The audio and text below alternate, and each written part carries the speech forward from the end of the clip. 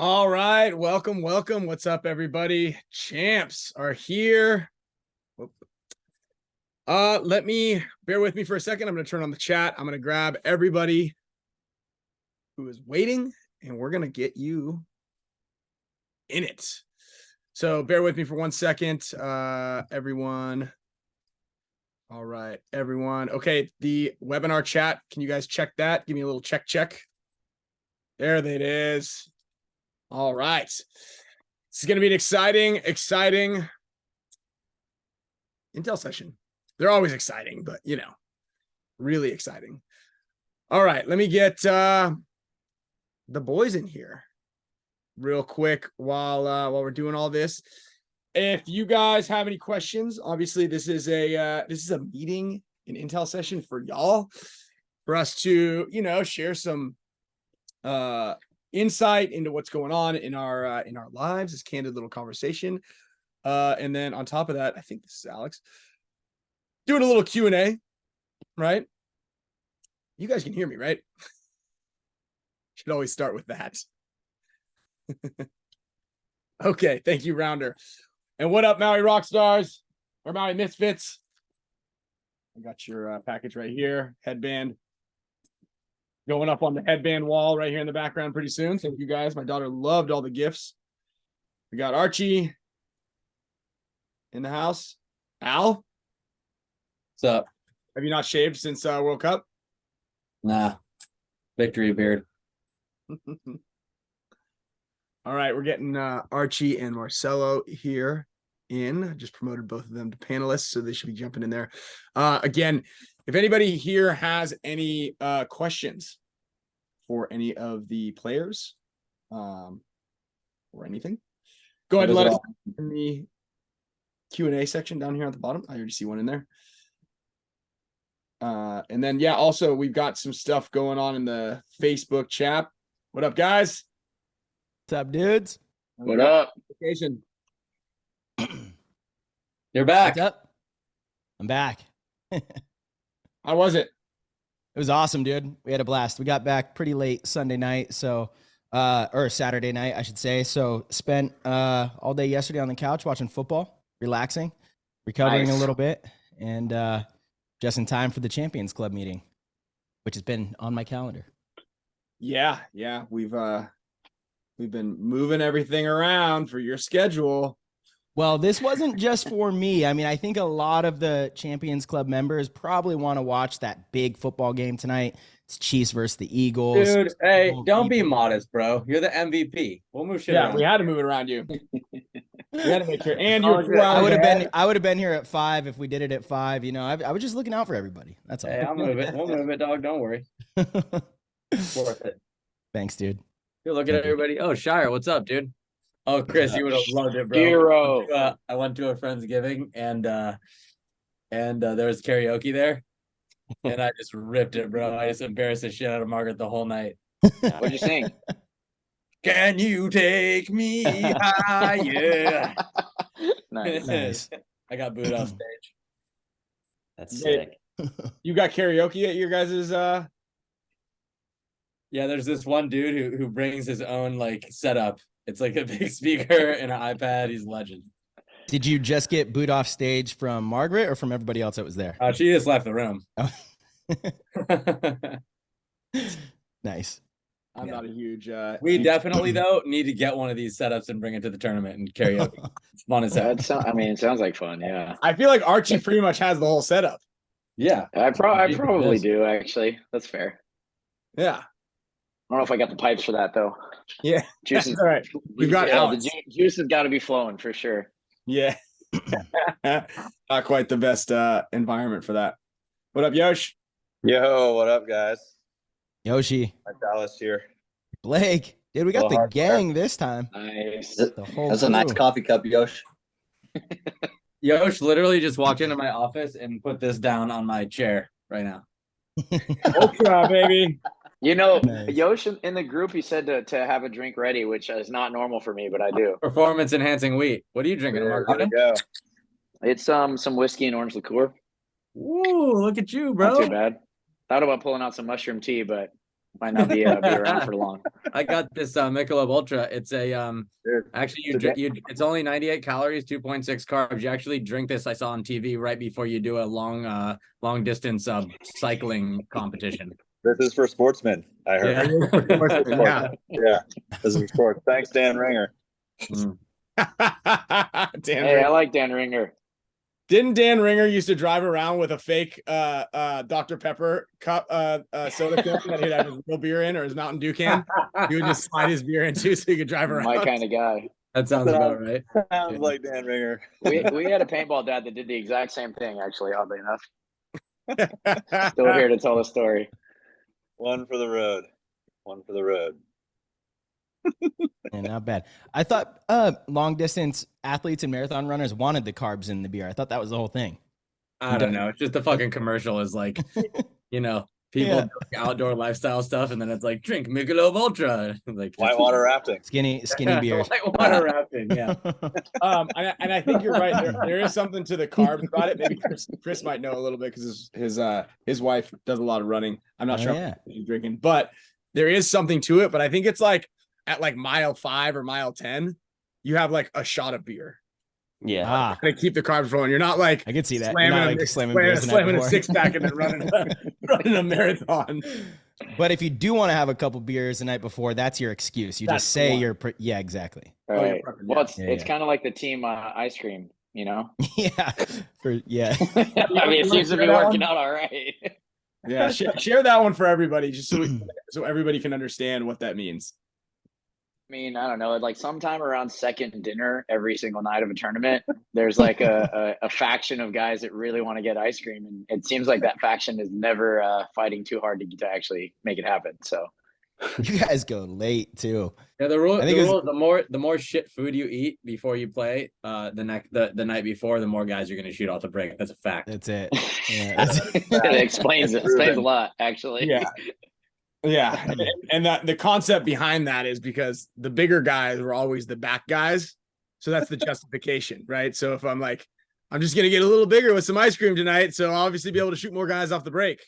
I don't know. I feel like I'm pretty small and I eat a lot of ice cream at tournaments. Yeah, no, it's not, I don't think it's actually like a scientific fact. I think that's just our I don't know if it's scientifically proven. I don't know. I've got some trials in the work right now. Yeah, I bet. I'll bet.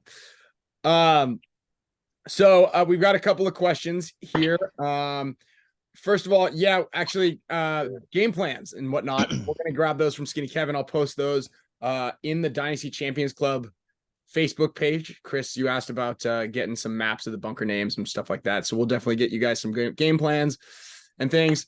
We did a lot of the very similar stuff. We're definitely a team that when it's working, we like it. But definitely sent Chris and Archie wide on a lot of times, kind of when we were feeling it, right? Chris, why don't you talk a little bit about how when you chose to, or when you kind of were talking about what's the mindset or the idea you have when you're like, hey, Kevin, I want to run on one side versus the other on the Dorito side? Sand patch. Yeah. Well, Yeah, what he's mentioning, the sand patch was one side of the field at World Cup was way worse than the other side for me to run. I don't know why. It was just deeper sand holes everywhere on one side, and it wasn't as easy to run and shoot out there. Yeah, I mean, Finally. Artie. Oh, no way. I've been here for 5 minutes trying. Sorry, Chris. Oh, you're good. And then, I mean, sometimes the layout can be a little bit off on one side of the field versus another side where, one team might be shooting. I mean, a lot of it's based on statistics that we're doing, but, one side of the field might be shooting the other side much easier or much better than the other side. And, we'll take that into consideration. There could be like a bunker that could be off just a little bit that might make, a shot easier or not as easy. So we were running one side at World Cup more than the other. And I did kind of base that on the fact that I did not want to run in the sand on one side because I was just slower and it was harder to run over there.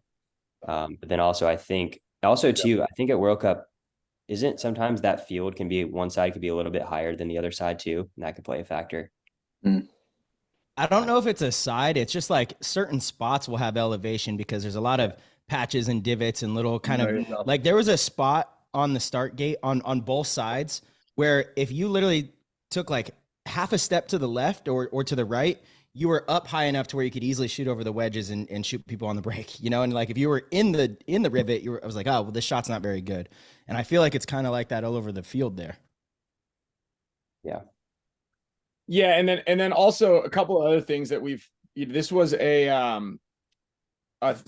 heat map theory that Rusty put a lot of time and effort into when he was coaching us, and just shooters statistically are better at shooting with their guns in the right hands. Unless it's a left-handed shooter, you're going to see, you know, Kevin does a lot of scouting with Junior as well. So thanks a lot to Skinny and Junior. But one of the main things that we look for is, you know, when we're watching the game, it's not like what the one team did that we're going to play. It's how the other team was able to make spots or not make spots. So statistically speaking, we've been able to dial in that shooters with their right hands are significantly higher likelihood of shooting the wide body. So anytime that Chris had his gun in his right hand while he was against a left-handed shooter, obviously that helped as well. And that just so happened to also be on the non-sand side. Yeah, March. I also like to add to that as well, because for me, when I'm shooting left hand, if I have the space, I'll still usually use my right hand if I can, for that exact reason. I think it's kind of funny that we expect ourselves, well, you should be just as good with your left hand. It's not really like that in any other sport. Like professional athletes in basketball or other sports, they're efficient or sufficient enough with their other hand, but they don't use it dominantly, right? So I think it's the same thing in paintball. Maybe you go for, you know, that move when you're right-handed, but to me, it's not so much about on the break as it is if you do make it, it's a huge reward. So like running that Dorito side on the break or going two bodies over there, or taking a big bite when you're right-handed, if you make it, you're against their uncomfortable hand. So from a gunfighting perspective and then making moves off of that, I feel like it's like a huge advantage. So it's like, you're also playing the off the break odds, but it's also, if you make it, it's like it always seems like it's an overwhelming advantage. You know, you just kind of like force your way down that side, and they're kind of a little less comfortable with their left hand, you know, unless they're left-handed players. But I think there's, you know, probably only a handful of those in the league, and we have two of them on our team. I'd say too, it made it a lot easier that this field layout, like that command center on the snake side, you couldn't go there shooting the Dorito side. There was really only one spot that you could shoot from the back center. So, you know, knowing that there wasn't going to be like a cross shot coming in shooting for me made it easier for us to make that decision to run out there too.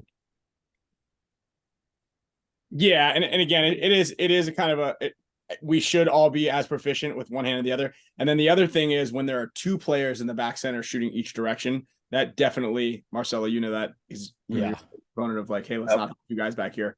Totally. That definitely increases your odds of making it slightly. And just to answer a quick question, the command center was the tall tower that was closer to the snake side of the field. Mm-hmm. Yes, that's where Arturo spot.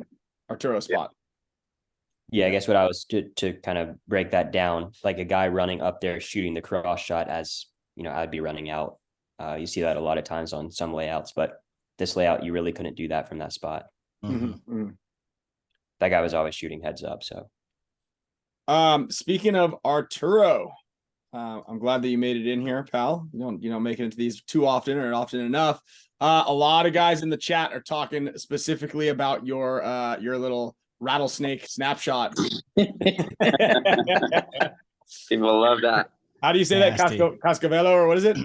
La víbora de cascabel, serpiente de cascabel. Yeah, that's it. So good. Chris, I just love how Maddie is like, it's borderline illegal. Like that's how good it is. It's just really it's unguardable. It's unguardable. Yeah, it's undefendable. Artie, you want to talk a little bit about it? Because that's something that you've been practicing since you got on the team for 13 years, and that was like, you've done it before, right? I remember you did it. I think it was in Philly on one of them, and I was walking off on the sidelines, and I saw you do it to somebody. Might have been Keith again, actually. But yeah, that one was in Vegas, 2020. It was to Supa, and I remember perfectly the time I did it. It was as nasty. It was a little bit further away, which was, you know, a little bit better. but none like this one, because it's, you know, World Cup. It was so close, and all the eyes were on that moment, and it's just by the sideline. So it was cool to actually have it on camera. You know, sometimes I just do it and nobody actually knows about it, which is okay, I guess. It's just my job. But this time it was cool. You know, people are really, you know, sharing that video. That, you know, it's like somebody was posting right now. I don't know who in my team from the MXL posted it on TikTok, and it has like, I don't even know, like thousands and thousands of views. And funny enough, you know that I've been shooting a little bit more on the like shooting guns, real guns. And one of the guys that I follow on Instagram, it's a real professional shooter, and it's like a tactical guy, and it's well known, and just posted that Instagram video. And somebody like tagged me, like, hey, look, this guy is sharing your video. It's like, how weird that it's a guy that's shooting pistols. It's like sharing this for some reason. I'm not sure if he did it because it was something positive or negative about it, but he just posted it on his Instagram. And I was like, I actually sent him a message like, I don't know if this is positive, but I'm a big fan, dude. So show me how to shoot pistols. I'll show you how to do snapshots, you know? So, yeah. I mean, it's one of those things that you practice so many times that whenever the time is to do it and you do it and it works, then you just feel good about it, you know? So it's exciting. I'll say from our perspective, if there's ever like a time and a point where we see you setting up for that from the pit, we know it's gonna happen. You know, like like in my mind, I'm like, this other dude is fucked. You know, like it's gonna take one or two. Like the first one, you usually just kind of like see what's up, see where he's hanging out, and then the second one connects every time. It's just like, I know it's cool, just because when I did the first one, I'm like, oh, he's outside, I'm gonna shoot him. So I did it, and I knew that if I didn't hit him, he was just gonna be shooting, right? So when I missed, I'm like, fuck, now I need to hit it. So he was shooting, and as soon as I felt that this gun was a little bit over the top, that's when I did it, and it just felt perfect.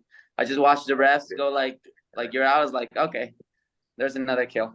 So explain it a little bit how to practice that. Like, what exactly do you do, and what is the motion? Because I know a lot of people are like, I don't even really, they saw it happen, but they don't really know exactly what you do. So the best way to practice it, I would say it's on your knees, so that you don't put, you just work with the half of your body, the upper body. And then what you want to do is you have to do a head check and see where the target is, right? Once you do that, you put your barrel, pointing at that target. And what you want to do is you want to roll and have your barrel be the first thing that goes out, you know? And basically what you do is, I don't know if it's called blind fire. So, it's like, but I think it's called blind fire. Not exactly blind fire, because you do this motion, and when you're pointing at that target before you go out, like imagine your bunker being transparent, or that you can see through your bunker, and you're pointing at that thing. Once you go out with your barrel, it will automatically shoot the same spot. Once you just have to practice where the barrel and your twist is the same, so you don't move your upper hand like this side. You just have to twist it like this. I don't know. When I'm with somebody teaching it, it's kind of easier to explain. Probably in Spanish is easier as well. But yeah, you want to practice where your barrel is the first thing that goes out, and you just basically do this motion with your hand.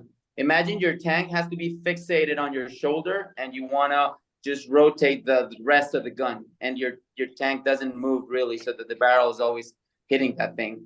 I don't know. It's just a weird thing where I remember practicing this way back with my other paintball buddies, and we just competed at, snap shooting. So it became hard to actually shoot a guy when it was so close that we just became good at it, I guess. So, yeah. I mean, it's funny in practices. Me and Arturo were watching some of the practices where Arturo has done it to some of the impact guys, and those guys don't even stop shooting because they don't even realize that they've just been hit with a paintball. Yeah, it's funny. It doesn't make sense about it, because that snap to Supa, he was playing with Rebel. We were playing the quarterfinals in Vegas, and I remember shooting it, doing the snap, and I did it so fast because I heard his gun.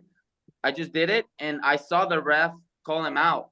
But you could see the video where he looks at the ref like, what just happened? Like he was surprised to get shot in the hand, like why? And the ref's like, yeah, you're out. And it was crazy. Awesome, Yeah. dude. What a Crazy. moment. Yeah. This is definitely it. I'm a big believer in that technique. Arturo, I don't know if you remember the practice. It was a couple seasons ago, but you had like 4 or 5 of us going through and practicing the same shot with you. And I remember I was like, wow, this is insanely unguardable. It's like we had targets set up so you could hear it connecting, and we all got kind of decent at it. And I'm never really in position to use that shot, but it is, if I am, I certainly will use it. Like it's so effective.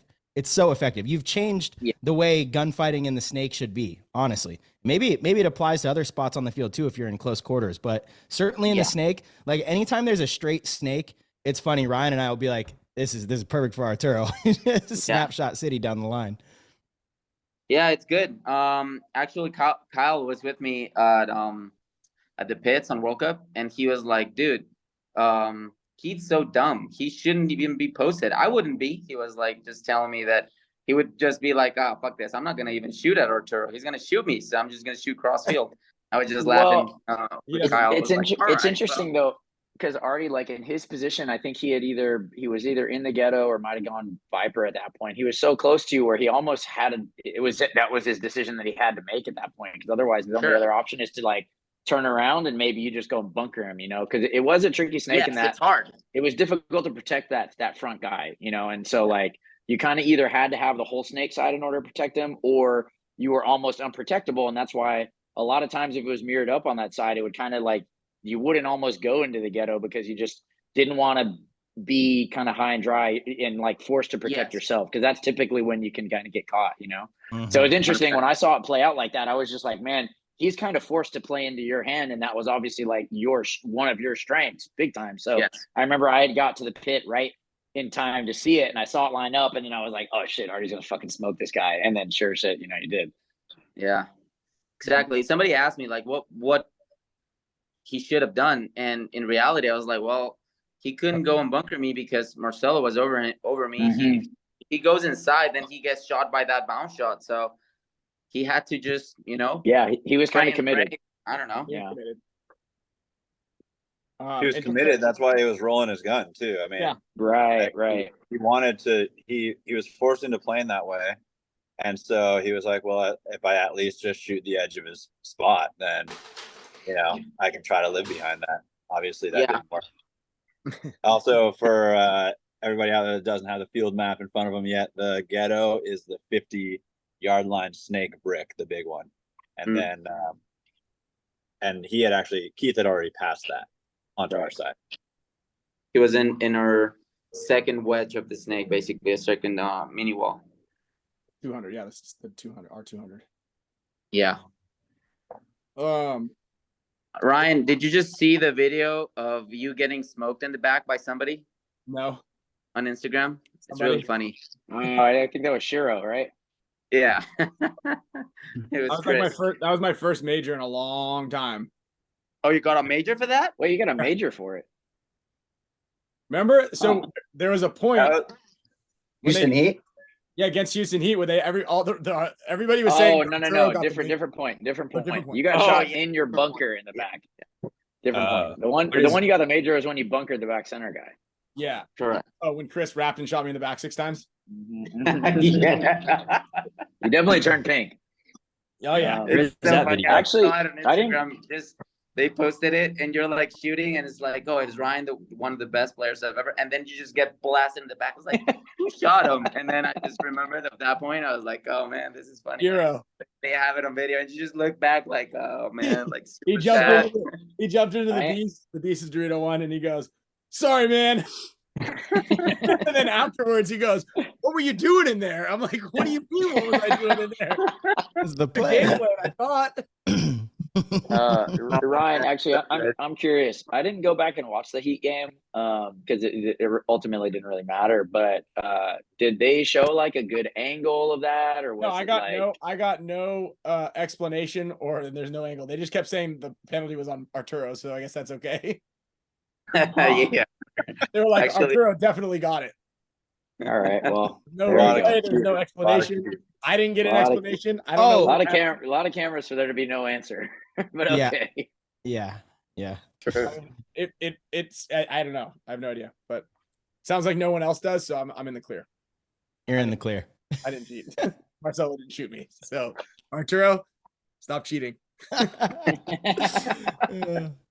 Damn it, Artie. Yeah. Actually, Nick Slovia came back. It was with somebody else, and he's like, "Hey, I'm sorry that I said that you got a major." I was like, "Oh, it's so good. I don't care." But he came to the pits at some point and asked for forgiveness for that. Yeah, I made him because I went up to him like, Nick, dude, you were like so aggressive that was Arturo. It wasn't Arturo. You owe him an apology. Oh, okay. I was like, they were like relentless about it on the webcast. I'm like, what are you watching? Yeah, What are you even watching? You know? I mean, I always feel like when I'm watching the webcast, they do not actually know what's going on out there. Well, and Like, then on it's, top of it's hard for me to fathom that. Yeah, Fair. on top of that, they're like You there's must that not be big- very good from there. Yeah, and then there's that big stage right there, Scoreboard. 50, Yeah, right where the yeah. ghetto is. And then Yeah. on top of that, you're watching the game and they have like a small, I would call it like a 13-inch monitor that's like not very well backlit. And so you're kind of talking about what's going on in the game, and then you look at it and you're like, oh, that's not even what's happening right now. Garen does a really good job though. He's been doing a better job of like trying to cut to whatever we're talking about. But anytime that I've ever been up there, they pay zero attention to what's happening on what the actual viewers are watching. No one's ever Right. talking about that. I'll try to sometimes. Yeah, always try to like look down. If only that screen is a little bigger. I will say the Go Sports broadcast was incredible this event with all the telestration edits and stuff like that. I thought that was super nice. super cool.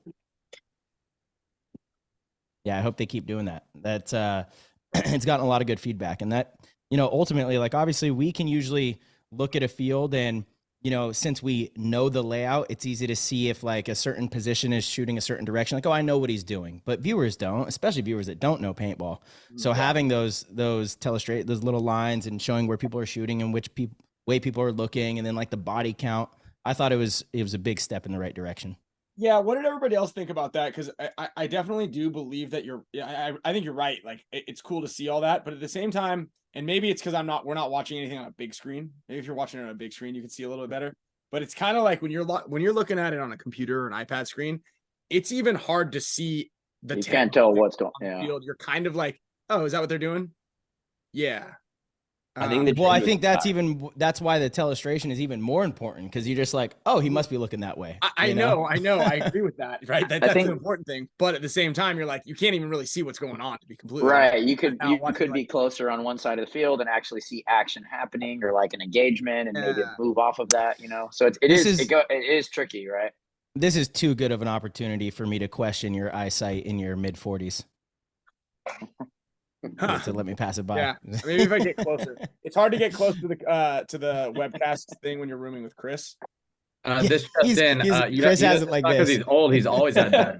Yeah, I've always had bad eyes, but Chris usually has his cell phone right here and then his computer right there, and I'm like, can I see what's going on in there? I think they should have. I liked the drone shot with like the arrows and stuff, but I think they should have done mixing it a little bit more with the on-field cameras. I thought that they would stay on that drone shot a little bit too long sometimes, or maybe miss cool things that were going on. I don't know. That was my take on it. And Chris brought up a good point. Alex, I think, because Alex is also now a cinematographer, he also mentioned that the field in particular was really not great for filming because there's so many big things in the bricks and large objects. So it was kind of like if any of the bottom field ground level shots were just kind of blocked out quite a bit. So unless there's a guy like where Arturo was right in front of each other, or someone's getting bunkered, it's a little tougher to see and cut away. So I heard that from several media guys. Actually, you're right. Alex is I wonder right. if it's going to get any easier with the added 8 snake beams. Yeah. I was right. What do you guys Man, think about that? What an Yeah, but- interesting choice on that one. I'm like kind of puzzled. What's the did anybody hear like what that intent or strategy is on that? Like it just, I don't know. It's weird. I can What reach out happened? to Jason maybe, but yeah, Sell I some, think it's sell 'cause some it's more cheaper. sub-air bunkers. Maybe it's They added 8 snake beams, Alex. That's the new bunker kit.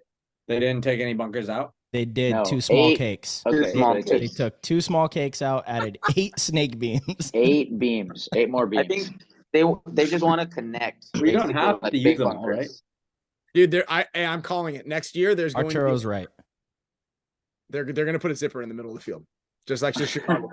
For sure. That you can't film and can't ref. It's amazing. Great. It's just brilliant. All of a sudden, someone's going to weasel them. Alex is going to weasel his way all the way down. Al said it would be cool if they put like in the back center, there were just like a beam, like just right outside of the back center, so you could crawl all the way to the corners. It looks like you will be able to do that now. There's definitely going to be diamonds. There are going to be Yeah. diamonds. Yeah. They'll be on the Drito side. I'm just happy they took away that small cake. Small cake. I like the small cake. I did too. Small Damn. cake.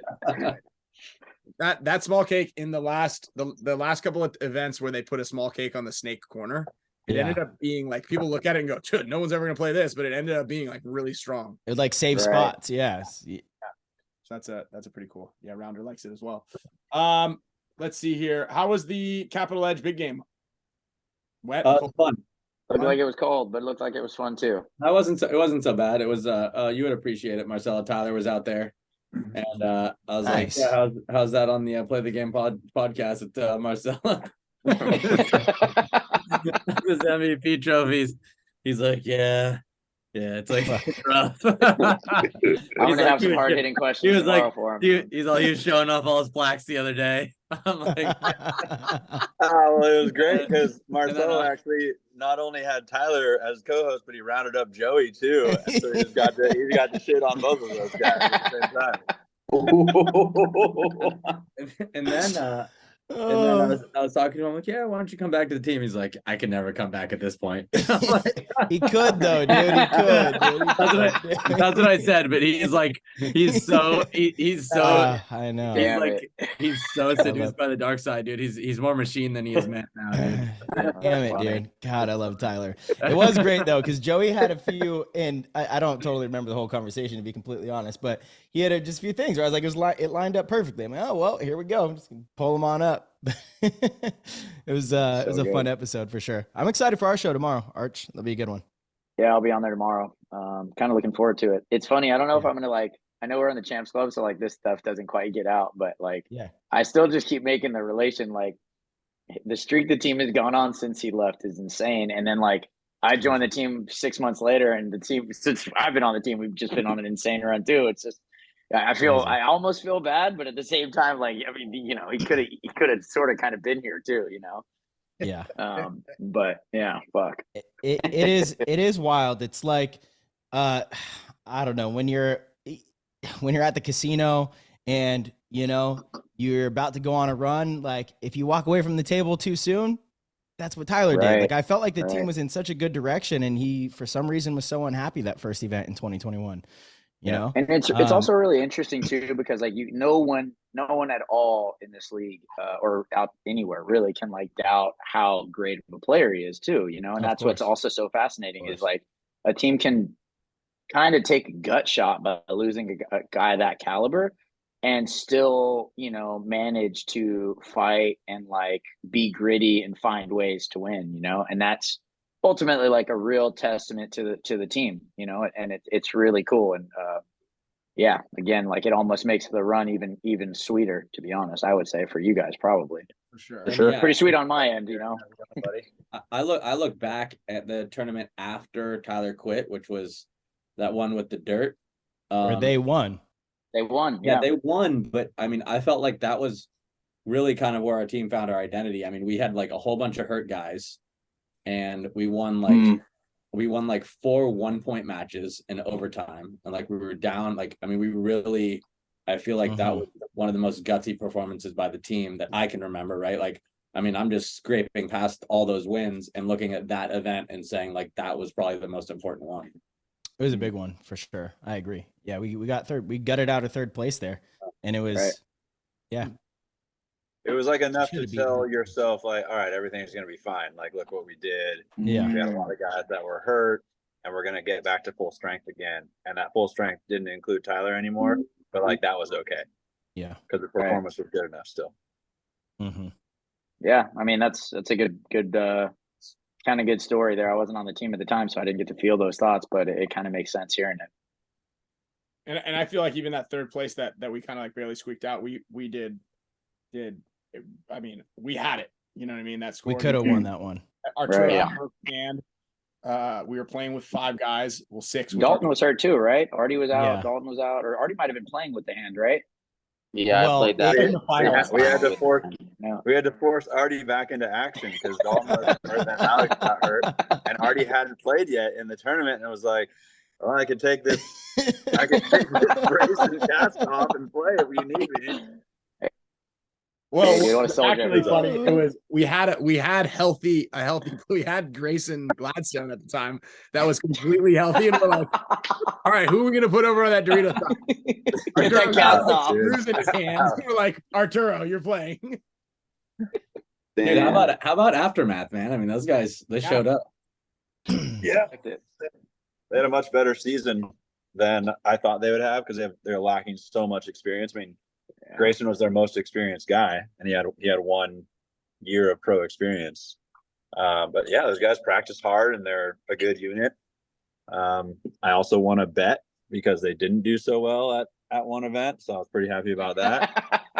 Oh, that's right. I forgot. We're gonna have a pet named Yosh, I think, right? Yeah. Around the team Yeah. pretty soon. Soon, I think. We're I think it's supposed coming soon. Nice. I forgot all about that actually. It's great. Yeah. I haven't. I thought Evan was trying to get Damien to buy a dog so that way Kevin could buy it for Damien. Damien would raise it so Kevin could name it Yosh. Wow. Yeah, that's a good point on Aftermath, Yosh. I felt like they played very much within themselves. I don't think they're like a deep, talented, as far as their roster is concerned, but you can find ways to make whatever roster, whatever situation you have, work in your favor. And I think that's what they did. They're practicing hard.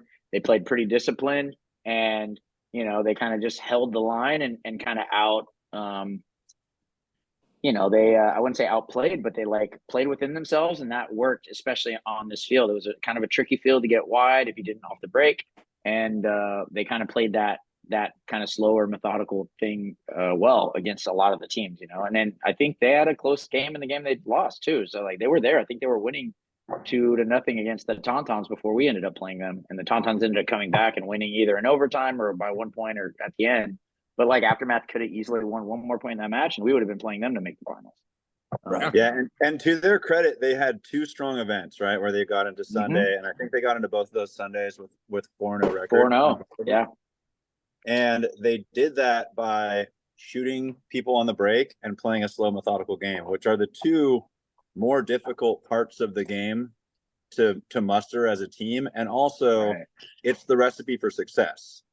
Especially consistent success. If you can do those 2 things and you can learn that style of paintball and play smart and you can get kills on the break, I think that you can put together more consistent results and you can get deeper into Sundays with that versus, an anomaly because you're playing ultra aggressive and you're making spots and stuff like that. Right. It's interesting because you're right. That is the harder part to do. And ultimately, I think why this team is so successful is because we really do that well.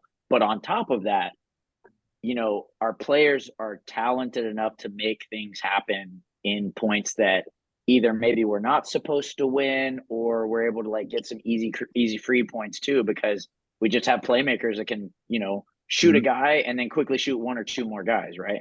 And like, I also look at like X Factor, like I think this field was very difficult and they didn't even make the cut, but I look at their team and they tend to get like a lot of freebie points off of like really quick points where, they rely on a lot of like, like really big moves, but on a field that makes it difficult, like, I would say that doesn't play into their strength, like I would say X Factor probably wins most, more free point, like kind of quick points than anybody else in the league because they've got really fast, talented front guys, but I think when it comes to a field like the one we played, it was just very difficult, and it's like really cutthroat and hard to make those plays. And if you're not getting those free points that you're used to, every point's kind of a grind, and those are the tougher ones to win,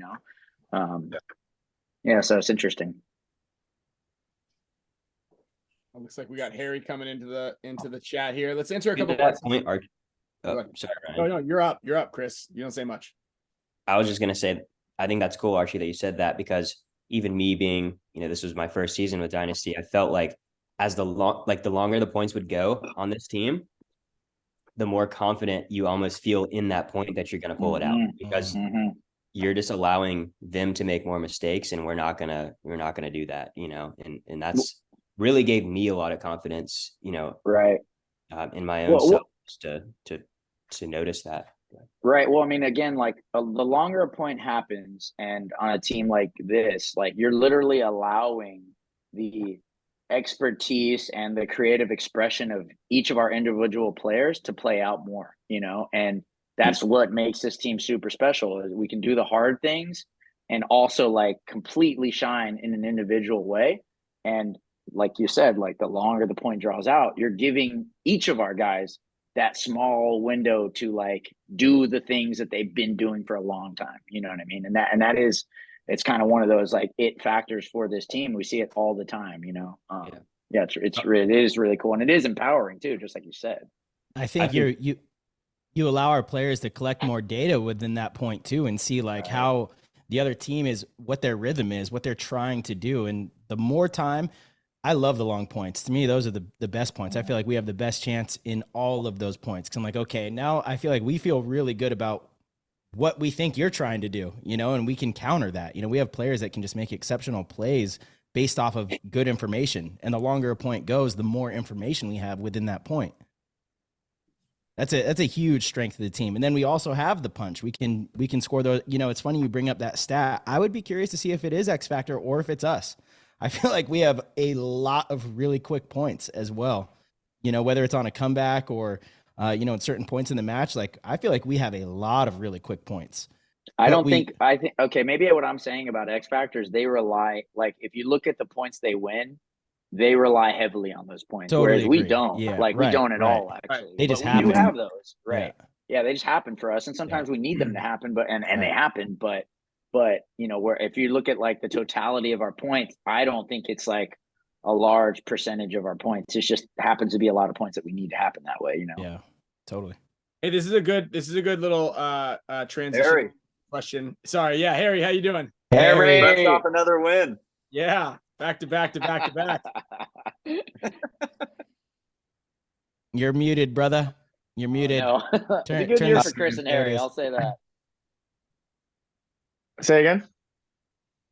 Looking good, Good year Harry. for Chris and You're Harry, muted. man. You couldn't hear You guys came in on the team and it's just dubs, Dude, I've been a winner. Yeah, this has been great. I also won midweek. Me and all my buddies went to F1 racing, like the go-karts inside, and I won like the full deal. So it's been a winning week. Man, what a dominator. I was like, damn, you went to Vegas for Formula One? Dude, leave some for the rest of us, Harry. It's K1, yeah. K1. Yeah, K1 racing. Not Sam F1. just ran into the pit lane and got in a car. Jesus. Oh my god. Scammed his way right in. It's brilliant. I did sneak into the last Formula One race that I went to. In I Miami. believe it. F1 Miami. Sure. Nice. But Yeah, I you snuck did in pay there. for Worst Fest. Get my win. Yeah, you did. That's Couldn't, right. couldn't crack the code at Worst Fest. Top though. I got security over there. scammed. I got scammed at Worst Fest. Oh my Oh. God, did you ever? Dude, it was incredible. What an incredible failure. I was like, What happened? You, I you buy the week-long pass? bought a week-long pass. No, it was before you guys all got there. Blake and I went up to get drink tickets, and I gave him $100, which is 100 tickets, and you get 5 sheets of 20 tickets. And then we go up to the beer stand, and my bill was 40 tickets, but like there was a ton of tickets on the counter, and Blake had his out, and I don't even know how it happened. It happened so fast, but all of a sudden I was missing $40 in tickets. I only had 1 sheet left, and I should have had 3 sheets left. And I asked the guy, I'm like, wait, did you take 2 extra sheets? And he's like, no. And I'm like, pretty fucking sure you did. I'm pretty sure I was counting them right here, and you grabbed them off the thing and then still charged me. And I was like, Damn. oh, well, shit. Blake was right there. I was like, I just got swindled for sure. And he was such a jerk too. Like, I think it was. Make sure you're sacrificed, Marcelo. We can't win everything, I didn't mind that. I I bet that. I guess you bought all his. You bought all his homies beers, so Yeah. he probably gave that to the No, homies. Question it's- for you: was Harry also standing at the counter next to you?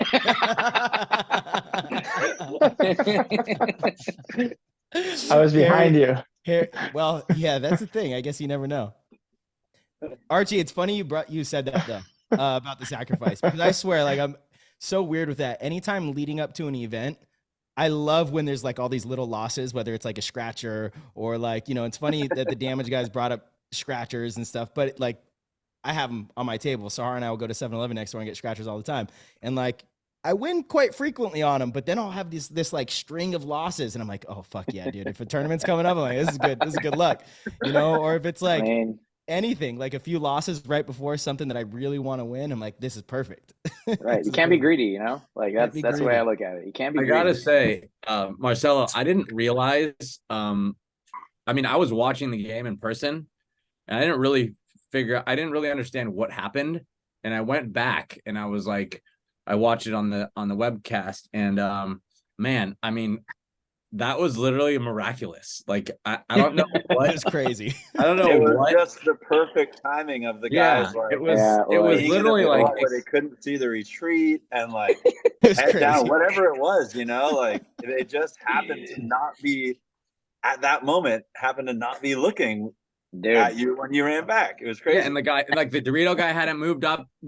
He like if he would have made that move a little bit sooner, and then you know Matt Jackson was like, if you look at it, it was like it was almost like a comedy of errors. It was like it was like, and you even making that move is extremely strange. Also, like it was like an instinctual thing that what it can't be explained, right? Like you can't like.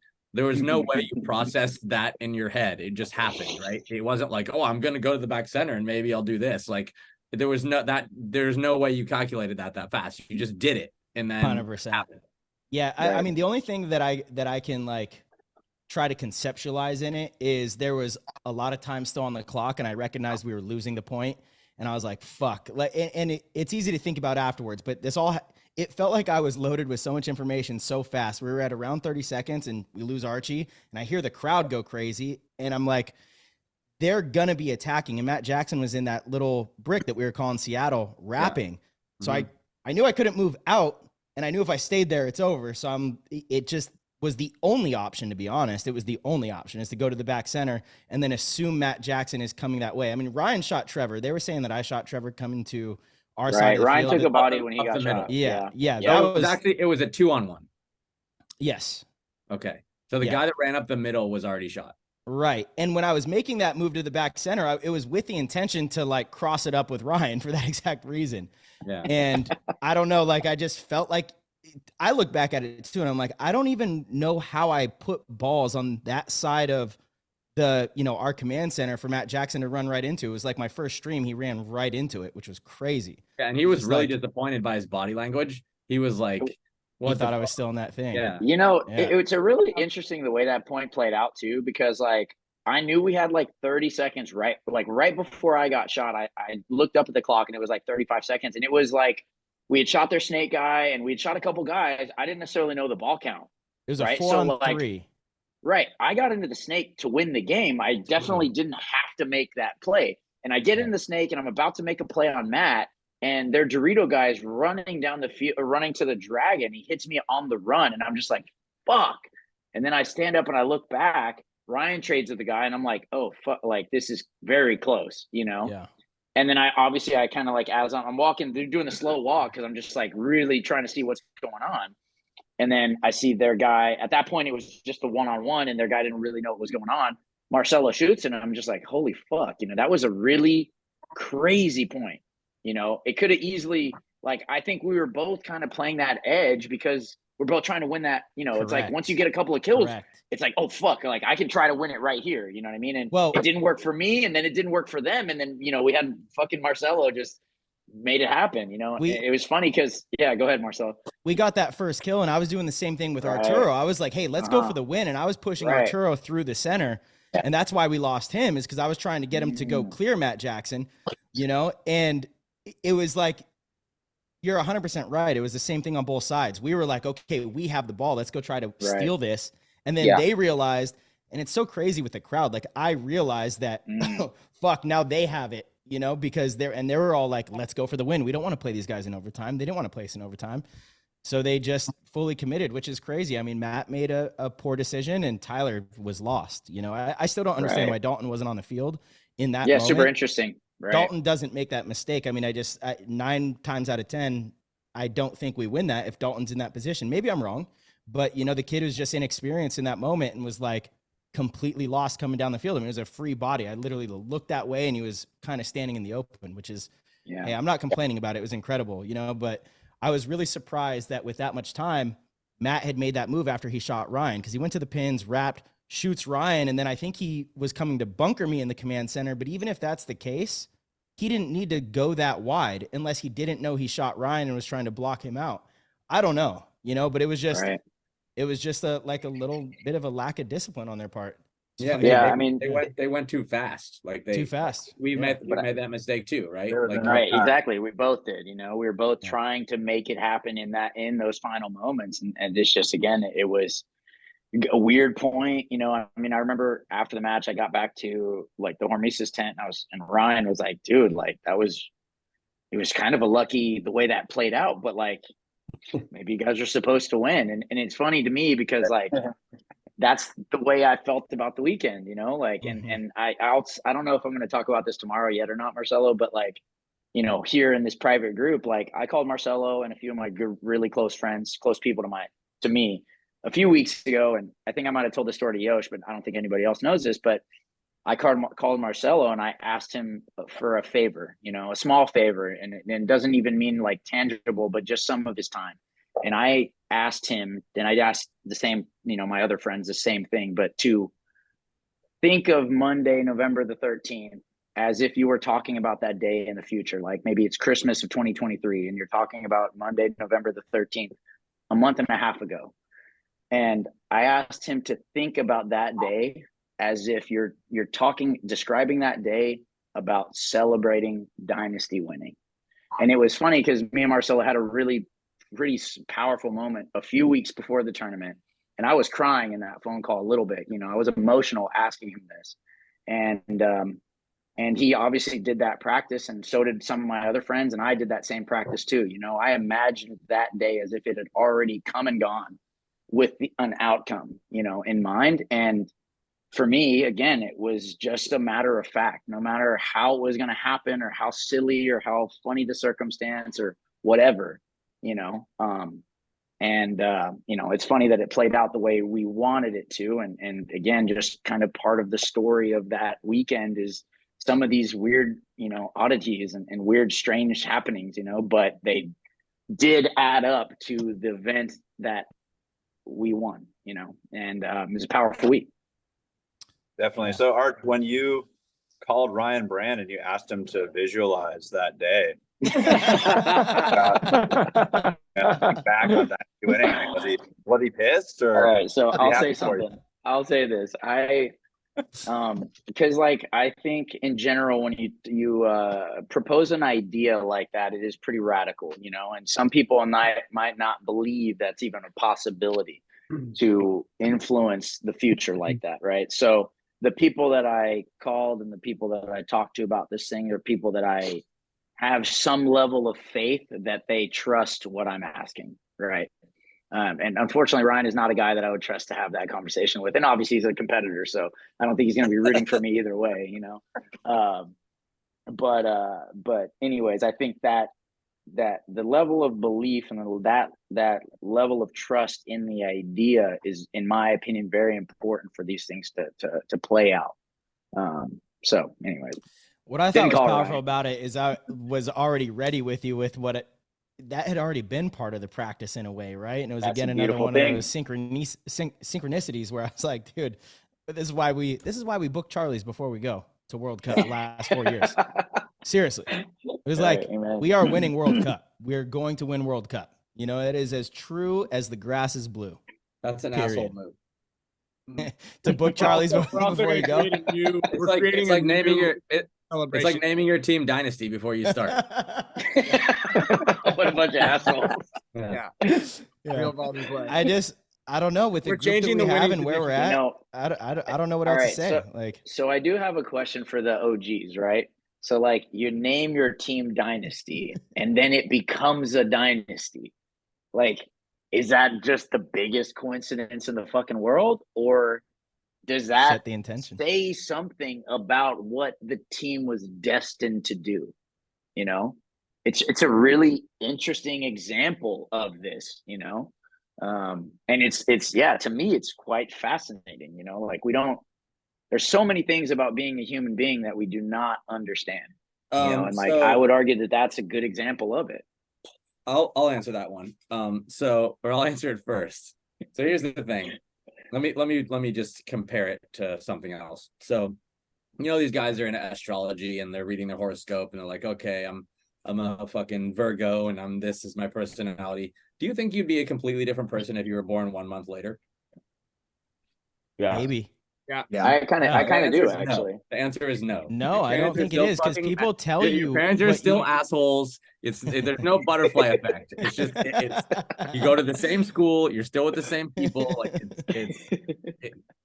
it was a coincidence, and the amount of gall we had to name the team that, which I was against in the first place. Alex, what nullifies that is there's a lot of data, true proven scientific data on how important your actual name is. So you could be the same kid with a different name and probably have an entirely different outcome. And Alex, yes, no, it's not. You just gave no, me a great example. Read the Malcolm. If you read the Malcolm Gladwell book, or is it Freakonomics, where they talk about that, and what they decide is what the conclusion is that your name does determine your success in life, but what determines your name is your socioeconomic status.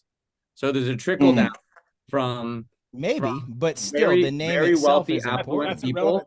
That's a different data set.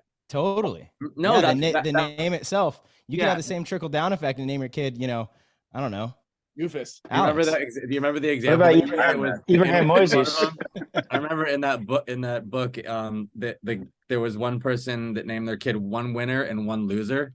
And then there was another one where the kid's name was Shatid, spelled Shithaead. Jesus. Okay, so I'm gonna have to disagree with you, and this is the reason why I didn't call Alex to have this manifestation thing. Lack of support and you know, whatever. But I still support you. No, believe you know. Oh, you're supporting it. So there's a store. There's this guy. I think his name Dr. Emoto. He does some tests with the water guy, rice and water. Yeah, exactly right. What do you think about that? Is that just a fugazi? Possibly. I don't really know. I mean, he's it might be. And the water crystals are like, you know, there might be selective. Dr. Masuro. There it is. I'll put this in the. I'll put Masuro Emoto. What he did was he took water droplets and he sent positive intentions and he said, "I love you," this and that, and surrounded them and brought them in with Buddhist monks, and then they took pictures of these water droplets under a microscope, and there were these beautiful water crystal snowflake formations, like they look like a mandala. And then he took other ones and was like talking shit to them, and they put them in like bad hardcore music. Yeah, listen to punk rock music. And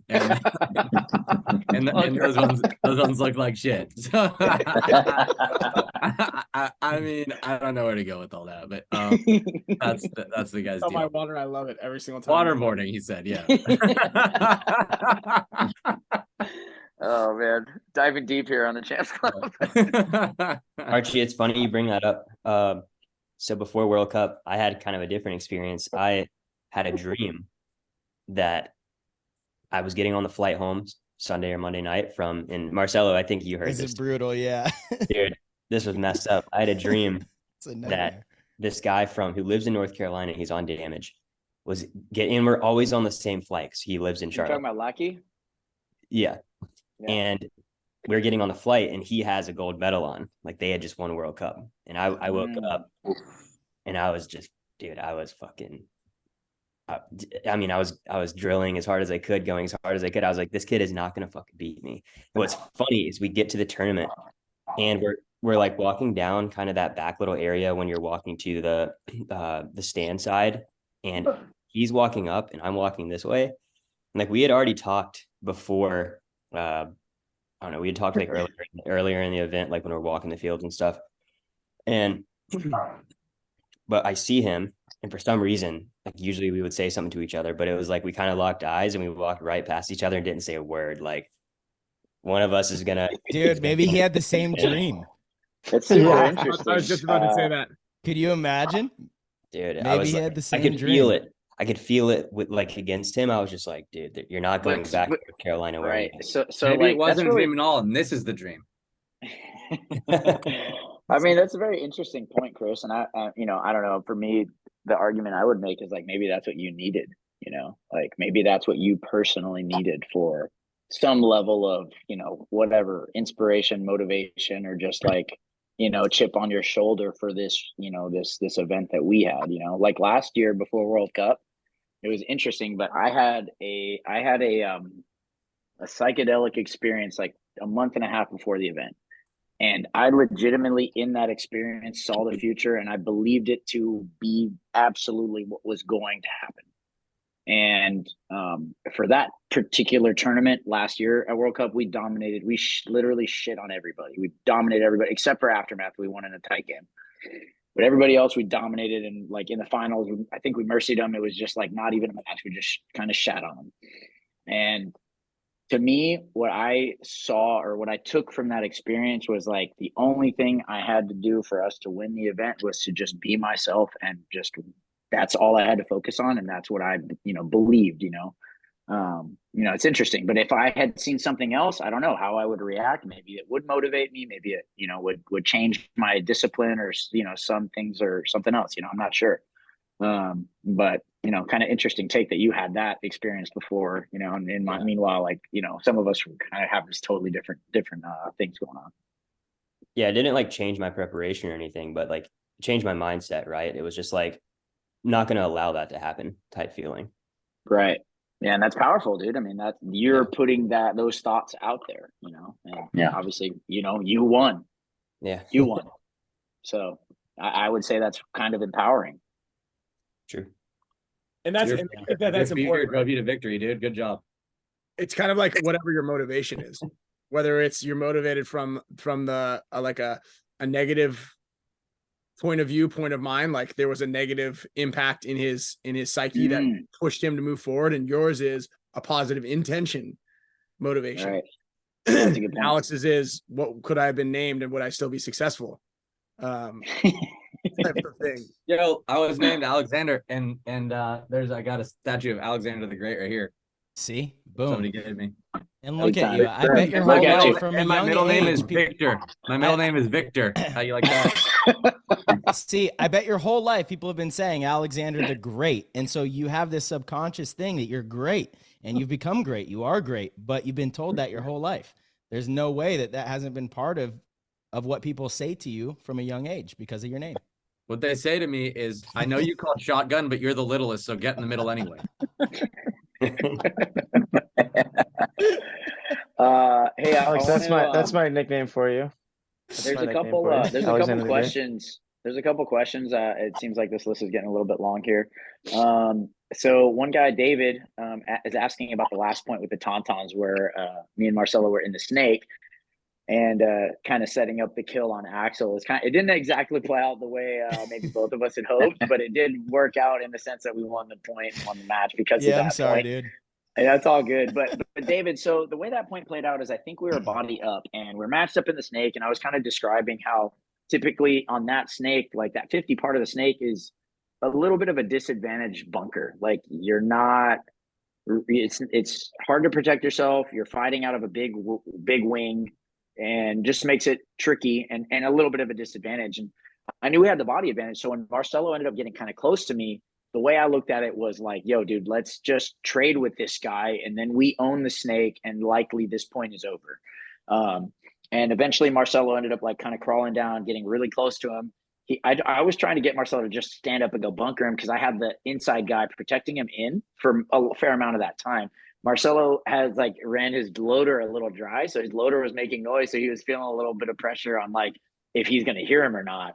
And then just at the right time, Axel shot me and Marcelo kind of shot him basically right after and ended up swinging in our favor, but essentially I knew we had a 2-on-1 on that side and kind of mirrored elsewhere on the field. So I felt like if we take our trade here, we should still own the snake, and then they'll be, kind of pinched as well, Yeah, so there were two parts to it, and it's funny, after watching film, I realized where that pressure was coming from. But when I got to their side, I could hear the paint in my loader. I mean, it was like louder than ever. Maybe just my heart was pounding, but I was like, this is the loudest loader paint shake ever. I'm like, I can't go around. But then somebody was shooting the spot I was at, so I was like, who can see me? It was Ryan. Ryan was like in the middle of the open shooting at Axel. And so I like, that paint was kind of hitting my bunker. So I didn't just want to get up and go trade with him, because I thought that might be a penalty. So I still wanted to crawl around to get him. And I was like, oh, well, is he going to hear me, or we're going to trade? I don't know. I was just overthinking it a little bit, waiting there. And then I hear the crowd go crazy, and I see his loader at the very top. And I'm like, oh shit. All right, I guess I got to shoot him. And luckily it worked out that way. But again, it was just like, I don't know, being in the right place at the right time in that one, little bit of luck. It's funny because like whenever I was like kind of putting it together with you, I was just thinking in my head, this is going to be cake, because like he was playing a lot on the wire, and I was kind of hiding on the inside a little bit. He shot me because he stepped out, right? And I had the guy, essentially his defender, like pretty much in control for a lot of it. And I was thinking it was just going to be kind of like, all right, yeah, me trade with him, and then you shoot the Cali guy. Over. Okay, right, exactly. It ended up being way more dramatic than that, but at the end of the day, it just is the way it needed to be. You asked me to visualize, Christmas time and Monday morning. It had to go down that way. You know what I mean? So both I agree. Points. Had to. From my side on that point, I felt like I knew what you guys were setting up over there. It was a 2-on-1 with Axel. I knew Marcelo got in the snake. I was like, I know it's about to happen. So I'm sitting there kind of watching the clock dwindling down. And I knew as soon as I heard it go down on that side, I was going to take off on the Dorito side, which pretty much happened at the same time. And I traded with the Dorito guy, and then it left us, a body advantage to go hit the buzzer with not a lot of time. So, I think we played that well, working off of, just understanding. It was pretty mirrored up on that side, on the Dorito side, just knowing that we could take advantage of Marcelo's chaos on that side when it happened. It's also just really, really smart team paintball, in my opinion. We had the body advantage, and, kind of like what we spoke to earlier, not trying to make the attack too early, like impacted towards us, and just slowly finding a way to win the point. Now, granted, I guess it could have probably gone against us, because they did, they get that kill on Archie. And that's one of those weird things where if you wait too long when you have the advantage, if you wait too long, you give the other team an opportunity to make something happen. And there's always like a weird tipping point in those situations where, it's interesting. It's like, do we play really conservative and work together, or do we just drop the hammer? And this is something Ryan kind of always pushes, is like, if we have an advantage, let's suffocate them and keep pounding. And there's a lot of like, validity to that. There really is, because how do we get back in points when we're down bodies? The other team's not applying pressure. They're like comfortable with their body advantage, and it allows one of us to slip through. Or they overextend with their body advantage. Yeah, sure. That's the inexperienced teams, for sure. Right, for sure. I'm glad you brought this up, Marcelo. And I know we're kind of a little bit over on time, but one of the things that I watch mid-tier and lower tier teams do is like they get a body advantage, and then like I could use Aftermath probably as a good example in this case, is like they're playing that game where they're going to try to lock out and just own, the game for a long time. But the problem is, if you get the advantage and you don't end the point, again, you give those experienced players opportunities. And that's like, you give enough good players opportunities, and they're going to make something happen, because you're forcing their hand. It's like, if we're down a body and, in a long point, and they're going to give me a window, like eventually I'm going to take that window and I might flip it on you, because you didn't put it away, sure. And that's one of those things. And a lot of the mid-tier, lower tier teams just do not understand that concept so well. But again, you can't like give a mistake in trying to put it away. You have to do it the right way, but not doing it at all is also a mistake, even if you have the edge. Yeah, I also feel like that exact move, the inside snake crawl, had been talked about at practice. In a moment yeah. of practice Mm. where there was a lot of importance about talking about how to close out the snake and moves that were going to be made there and counter moves that were going to be made there. And I feel like that it played out exactly how we had described it at practice. 100%. Well, Right. and that's one of those things, and I've kind of told a handful of people who are still playing the layout and whatnot. There's this strange like setup, and we were in it a lot, right? When a team loses their number one guys on either side, on the snake side, and their number two guys go into the snake, it's like this game of cat and mouse, right? So we shot their like they were down bodies. Axel was their number one guy, but they were down bodies. Right. So him going in there, everybody's really reluctant to push up past that second W, that little wing, where Axel was towards the end. And for the exact reason that Archie mentioned is one is like playing that 50 is really tough, right? Once you're in there, you're battling out of like kind of an oblong, overinflated corner. Your feet are always exposed. And so you're also thinking in the back of your mind, like Archie is like, I kind of want to make a move on this guy, but there's a huge amount of risk involved with doing that. And that inside move, and Oliver actually did it funnily enough, is in practice one of the last points we played. And we were kind of saying it. It's like that move's open because it's such a crazy game of cat and mouse there that no one wants to really push it because of the outcome that can happen. It's like such high stakes because you can get down and crawl right into where Marcelo did. He didn't even need Archie, actually. But right. if you do that by yourself, the consequences of losing your only stopgap to press through there. Mm. So when we were in that position, Marcelo, you were like, I'm going to go with Chris. And I was like, no way, let's get in there. Because again, that 2-on-1, that's like the one advantage we have is like, right. Axel's not going to come if he knows that Archie's still back there popping around. And if they don't see Marcelo get into the snake, it's like, you have that expendable body, even though it is, matched up over there. So it's like, if you guys find yourselves playing on the layout and you're the number two guy out there and both teams have lost that number one position, there's a really good chance, depending on the score, obviously, that the other guy that's in the snake with you is probably just hanging out in the number 1 or 2 spot because they're too reluctant or afraid even to go up into there because of the possible consequences and outcome. Did you say you're going to have Archie on the show, Marcelo? Yeah. Poor Tyler, bro. Fuck. I mean, it's like it doesn't really matter who the guest is. Almost every episode is poor Tyler. Poor Tyler every week right now. And I hate it. There's been so many times. I'm like, I guess you're right. Like either you have 2 winners against Tyler or Tyler and another loser versus you. I'm like, dude, I want Tyler to win, not World Cup. World Cup is ours, but I'm like, dude, if we're not in it, I'm like, fucking win. These shows are and fuck. I love Marcelo. I'm so glad you said that because I actually think that idea is such a powerful thought to have as an individual. You know what I mean? Like, I agree in the sense that like I actually look around the league and like I want these guys to have what they want. You know what I mean? Like I want everybody to be a winner. I really do. But the thing about winning is you not have everybody to do to me. But. Well, maybe not everybody, but like honestly, no. Like I look at people around and I look at them as me, and like we're all out there trying to do the same thing that I'm trying to do, or we are all trying to do, right? Which is to be successful in whatever thing we're doing. You know what I mean? And the thing about winning, what's fucking interesting about it is like everybody wants to win, but not everybody wants to do what's necessary to win.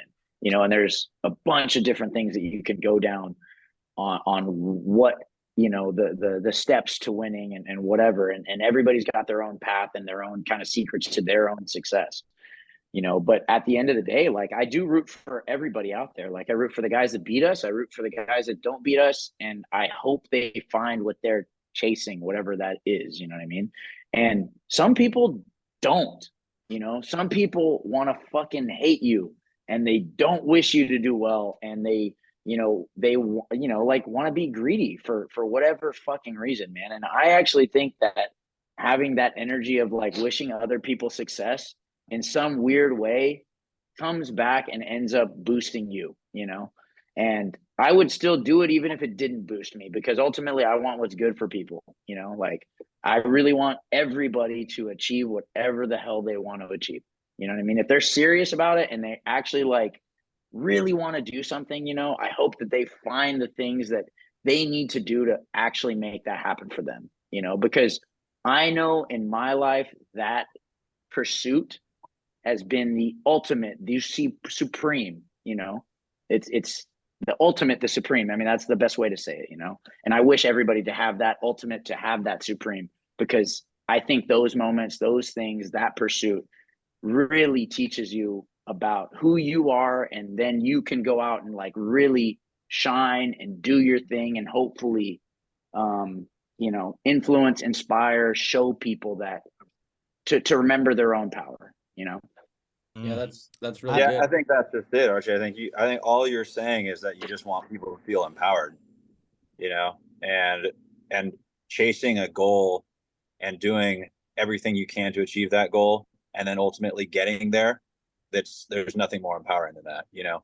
Yeah, I don't think everybody deserves that though. And when you empower the wrong people, it's not good. But that's probably a longer discussion. I don't know. There's just people in the league that, I'm sorry, you do not deserve to win. No, and no, don't I want you to agree, win. but that's not that's why they're not here. But that's Like, not. why But that's they're not Archie. Have to be Archie's better. philosophy isn't. Sloan. Tony! Plenty. It's just everybody's not you, Arch. If you know, like the world's Yeah. lucky that you found your groove and became a winner. You've always been a winner, and the way you share your experience now is a whole lot different than a lot of other people that might have success will share theirs. You Yeah, know? but I mean, like, let me put it this way. Like, I was in the tournament I didn't play this year when I was filming. I was filming Damage Celebrate, and I really was like genuinely happy for them. Like, I wasn't thinking about like, oh, you know, we didn't win. Oh, what about the series points? Like, I was watching them in that moment, and I was like, man, those are like Chad Bougere, like that's my homie, right? Edwards brothers, like they've worked hard, and they, you know, they're, you know, Which event was this, Al? the one that Philly. Philly. yeah, It's Philly. And it was easy for you to see a lot that, like, man, these guys are a lot like us, right? These guys are a lot like me. Like, that's yeah. But I mean, they're like I chasing the same genuinely thing. like, yeah, I empathize with their like success, right? I was like, I actually felt like a tear come into my eye, and I was actually genuinely happy for them, right? Even though there are competitors. And yeah, you're right, Archie. Like, why waste energy like trying to fucking drag somebody down? And my dad actually would tell me this. I guess it was sort of like a question or parable, and he said, Alex, actually call me Alexander. Alexander, what if you were sitting at a table with somebody that you didn't like, and their glass was dirty, and so was yours? What would you do? Would you put more dirt on their glass, or would you clean your own glass? And, you know, obviously the answer is, you know, put more dirt on the other guy's glass. So that's, you know, not just kidding. But yeah, I mean, it's like improve your life, and, you know, if people are going to be who they are, you know, just wish them the best. And you know, you're not wasting any energy on, you know, mudslinging or negativity, because when you put that out there towards other people, it's happening inside yourself too. So yeah, it's a fascinating paradigm.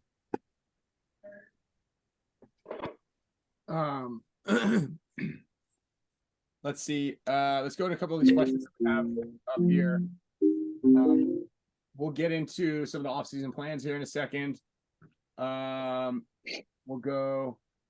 Dakota asked, you know, we did lose that damage match. Is there anything we would have done differently? Do you guys feel like how we played the damage match was played properly, or? I think it was perfect. I'm glad we lost that match. Number one, because of how hard it is to go through a whole tournament without losing a match. And number two, we didn't show our hand, and we learned a whole lot. Like I after that match, I was like, we got them right where we wanted them, because that match, they didn't beat us. We lost. Right? There's a difference there.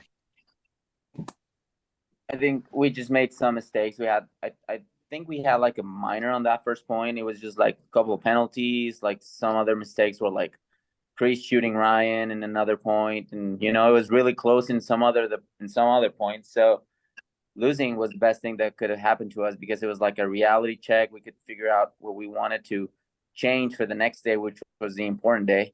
And it was great. I also look at that match as they played their hand, and ultimately, honestly, I could argue that them playing their hand was a factor in them losing the next day. You know, like they played their hand, they showed it very clearly, very obviously, and Revo got to say that's what they're doing. You know, and whether or not if they had maybe played a deeper roster for that match, maybe not shown so much, maybe they would have been in the finals of this. Possible, you know, I don't know, but I look at it like they showed their hand. And when you show your hand, you got to play the hand if you're showing it. You know what I mean? Like at that point, that was what they were going to do.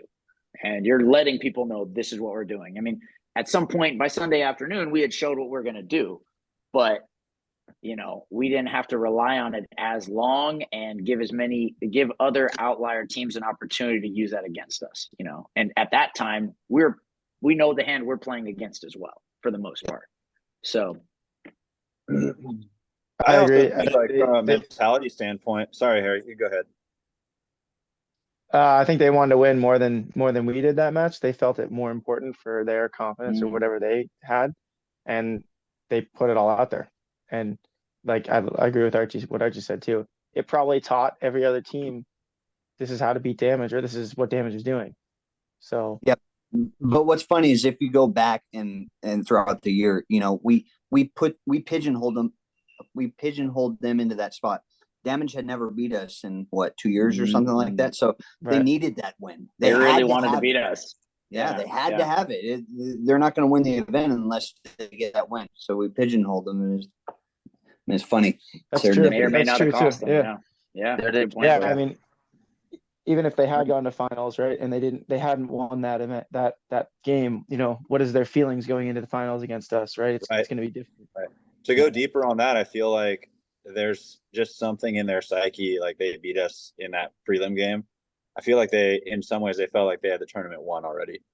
You know, like I felt like they, in their mind, knew that they were going to have to get through Dynasty in the finals at World Cup to win the whole thing.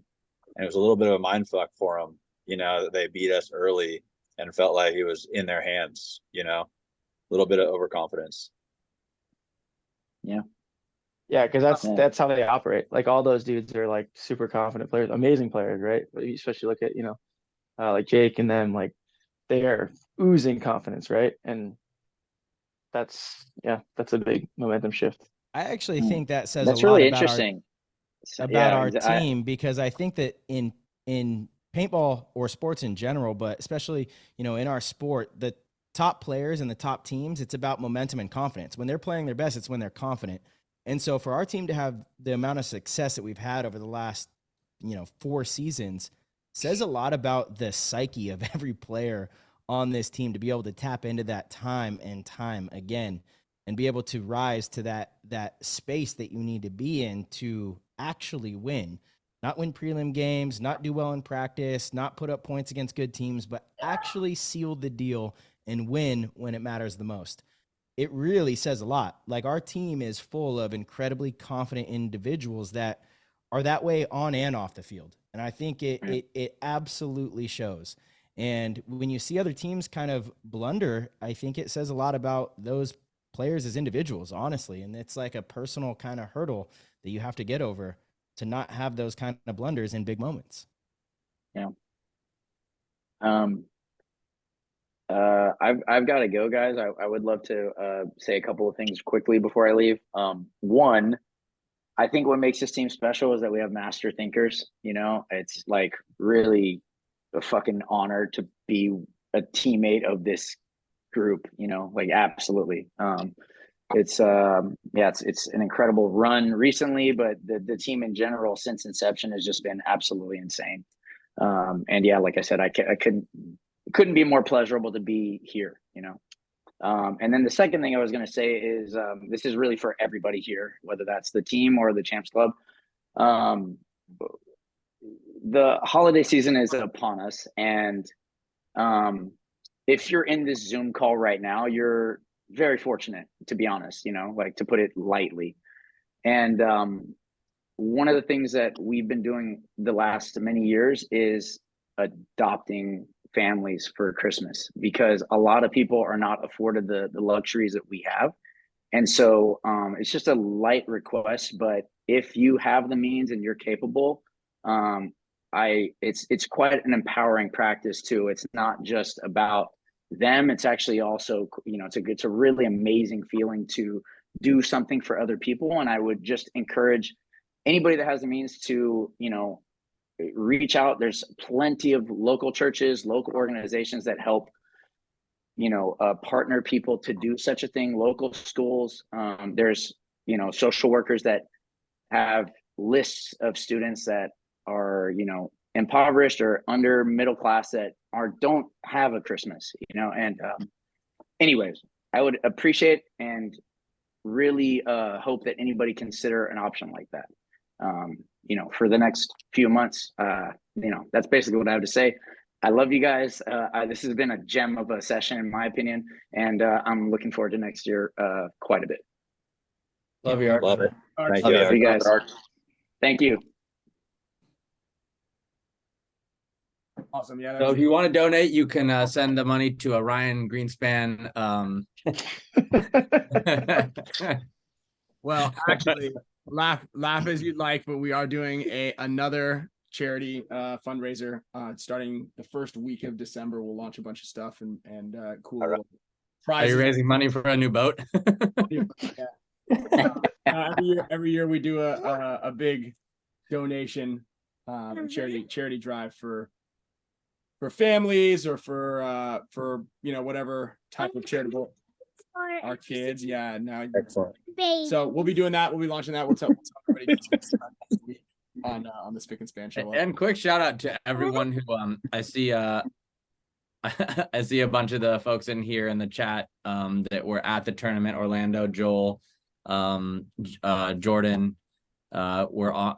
that were hanging out at the Champs Club or played on the 10-man team, and that was just like a whole nother level that added to my experience this year at World Cup, is being able to have so many people there that were part of the club and obviously on our side and hanging, helping us in the pit and all that stuff. It gives me a pump to see people rocking their Champs Club stuff and be out there involved. So thank you all, and it was great to see you out there. And the 10-man was highly successful. I think everybody who was able to jump on and play in the 10-man, we thank you guys all for that. I know it was a little hectic. We weren't anticipating the schedule not being released and the field layout not being released, but I thought that really went great. And Jill Hayward, thanks for helping that out. Patch, thanks for organizing it for us. 1 second. We got a couple more questions here let's bang through these ones, and we'll go ahead and talk a little bit about off-season plans and do some giveaways. Is there a team or non-dynasty player that you all agree is pretty much slept on or underrated right now? Maybe Marcelo or Harry, you might have an answer to this one. Elliot Weaver. Kid's good. Yeah, he did. Dude, Elliot Weaver had a great World Cup. He did for sure. Multiple one-on-ones and yeah. I'm going to dinner. A team or player? I feel like that's like a. Is there a team? I mean, are there any underrated teams right now that you think? You can answer that.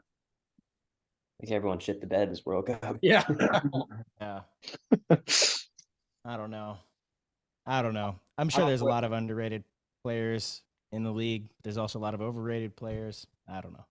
I feel like the teams, they are what they are, like you have your chance. There's the events for you to come out and prove yourself. There's lots of them. Right. And so, as far as like an underrated team, I don't know. I think there's maybe some up and coming teams that I'm happy to see doing well, but you are who you are. You get your chance at the measuring stick every couple months. Hey, let's see here. Blake and Harry, what did you guys think of the new format? It's fun. I enjoy all formats, whether it be pump or whatever. But to come back to the question, that pump or axe throwing, yeah. This wasn't it. It was entertaining because I like them all, but this wasn't it. Yeah, same deal. I mean, it was 5-man with one extra button, and nobody enjoys like 5-man with 7 games in between or whatever. If it had been run like an X ball match, that might have been more, maybe something cooler. Where, viewership is what we need, I think. Not like 5 other games going on in between. But yeah, I don't think it accomplished any goal at all. So I think it would have been good if they added true semi. or pump. Yeah. Or pump.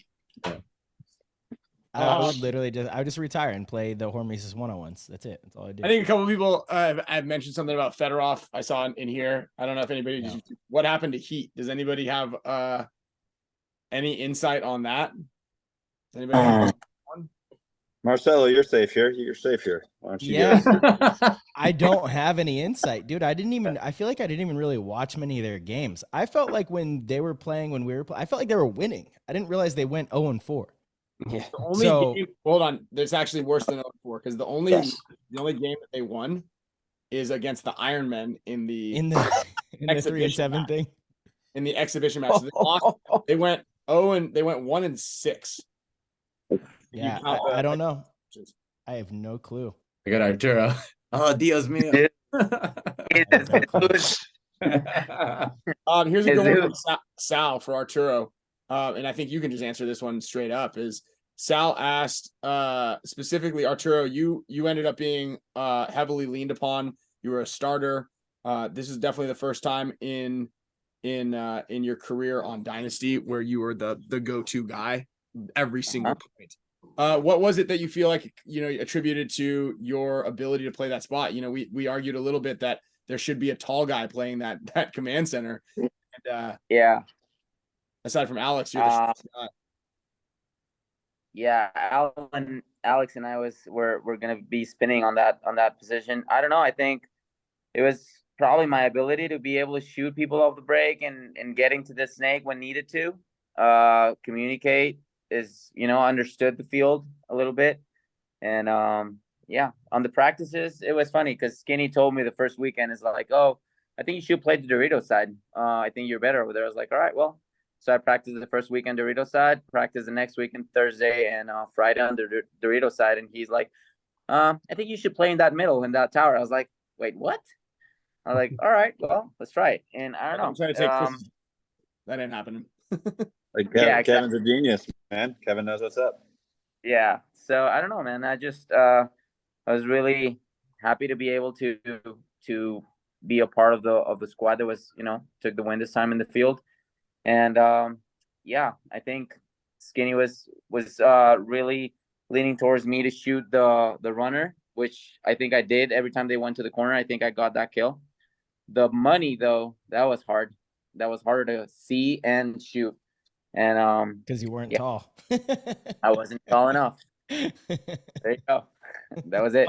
Hey, Marcelo, and well, actually, I'll have this for Alex. I think I already know Alex's answer here. How do you think Fit will do next year? I think they're going to struggle. In my opinion, their game is too one-dimensional for the pro division. They do really well because they are better than everybody in their division on a talent basis, just 1 for 1, pound for pound in semi-pro. But they really only have like one attacker, and it's Chavez down the Dorito side. So they rely heavily on shooting people off the break, which is harder in pro. Players are a little more athletic, run better routes, do a better job of protecting their runners with shooting back at the shooters. Just all the little nuances that make it more difficult to shoot people in the pro division. Okay with not running too, Yeah, and okay with not running, exactly. So I think they're going to struggle. I really do. I don't know if they're dynamic enough. But we'll see. They could surprise. They do all the little things, I love, I don't know if anybody saw their paint contraption, how they keep paint stored. They have like a massive cooler. They have 2 separate coolers, one for pod paint, one for loader paint. And then they have like a fan. They have a fan that cools the cooler to a certain temperature. It's insane. It's so legit. And that's their thing is they shoot a lot of people off the break. Where's really our mini fridge? Off the break. We actually Ryan, remember at HB one year we dug a hole in the sand and put the pods in the sand to cool them down. Yeah. Well, we also bought like a cooling system at one point in time. I remember that. Yeah, that thing Smart. was. Yeah, we had to. Well, we were also. No, we actually the time we bought that, it was used as a heating system, and it was at Oh, it was was that? at that event in Austin where it was like 36 degrees or something like that, Oh, okay. Oh, 2006. and we had to keep the paint warmer. But then we used it after that as a cooling system. Let's see here. Oh, I want to point out, I see the anonymous attendee thing in here. He keeps posting all those funny videos. He did a there's a great video on there. If you guys haven't seen, there's a bunch of really good videos. I don't know exactly who the anonymous attendee is, but he does the little face swap things on movie quotes. And there was one about Dave Baines in the 16 seconds. We're up 3-2. And it's Dave Baines sitting at the table, and there's a guy, it's Jeremy Salm, knocking on the window going, "You want me to kill him?" Pretty good. I haven't seen that one. Go and check that one out. That's for sure his best one. If you get the dude, I'm just thinking back to that. I'm thankful Kevin didn't blow the buzzer. I know, right? Like I imagine in the pit it was like really close to blowing the buzzer in that point. I don't think so. It all happened too fast. I was standing in there. Yeah. I was, Kevin was tying his shoe. Speaking of Kevin, Doug Creedman asked It what was like, coaches are close to SK as far as brains go. Analytically wise, I don't think there's really anybody that has Kevin's, fortitude in that sense. And I also don't really know any other coaches. I haven't really. Kevin brings us a lot of really good information. I think Kevin does, in my opinion, what Kevin does great is he understands what we need the most. And it's information. It's information about other teams and other players, like what they're doing and their success rate. And then with that information, I feel like collectively we all come up with really good game plans, and I think that's incredibly valuable. But I feel like we have the best information on other teams out of anybody in the league. Mm-hmm. I do believe that. I agree. Yeah, it's so nice to just come out and see every single breakout and like every single point. I think that also he probably pisses off every organization, not because we're winning, but because now they have to do that, sit at the field all day, and scout if they want to even, be on the same level. And shout out to Junior also. Yeah, For Junior sure. also. I mean, Yeah, Junior too. The support crew that we have, and shout out to everybody who is in the pit crew. Steve, I see you in there. Chris, I see you in there. And you guys posted something about it specifically, and I know Maddie's mentioned it on the webcast. It's undeniable that our support group is far better and more organized from the coaching standpoint, to Eric managing the team, to Vic and Steve and the guys getting the pit handled.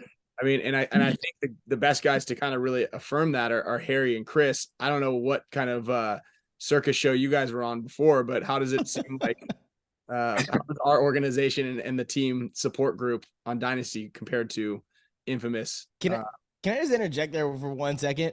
I want to. Almost every single email that's sent to the team, Harry responds with, "What an amazing organization. There's so much organization here." I know. Like, it's a simple email, dude. Yeah, someone will text like, "All right, so we're gonna wake up and we're gonna be at the Vans at 7:15 a.m." And he's like, "Thanks for organizing." Woo! This makes things easy. Yeah. No, I mean, the first time I got that email, like, it had everything that, this is when everyone's arriving. This is where the field is. This is where we're going for lunch. This is what we're going to have for dinner. This is what kind of underwear to wear. Bring your round socks. Like, it was amazing. Yeah, I mean, when you got Henry Spencer organizing everything, it's just not going good. Why you got to do him like that, man? It was tough too on Infamous too, because we had like 2 goals, winning the event and then also running the company for Travis, right? So he's got double duty, and different things take priorities, and they definitely don't have that over here. Right, exactly. Yeah, I mean our priority is winning, right? I don't know. Alex's priority was getting everybody to the Hormesis party on Friday. EDC, Hormesis. Yeah, that was priority number 1 for Alex. Yeah, but it's done totally different. Where Travis was there. Trav is the only brainchild of Infamous, and all the information has to go through him. Hey, this sale, that this sponsorship, this, that. So it's all getting phoned to him, and then he's also the coach, where it's like I mean, one guy can only do so much, right? Yeah, it's too much. For yeah, those and two roles, it's too much. Yeah, and his company supports his team and also his family, and it's like so Yeah. different priorities are gonna come out. It's a lot. All right, what's everybody's off-season plan? Starting with Yosh. Family time. That's all I need. Mm-hmm. Marcelo. Yep, same. Just kind of relax through December. Maybe one more cool trip, but January is already fully booked. So we're back in action starting in January, and probably go out and play, have a fun weekend in December. That's it. Chris. I'm going to Belize on Wednesday to Sunday for a wedding. I have a 10-man, which Blake, I heard you were a trader, has now gone to a team after I asked you to play with my team on mid-December sometime. You didn't ask nice enough.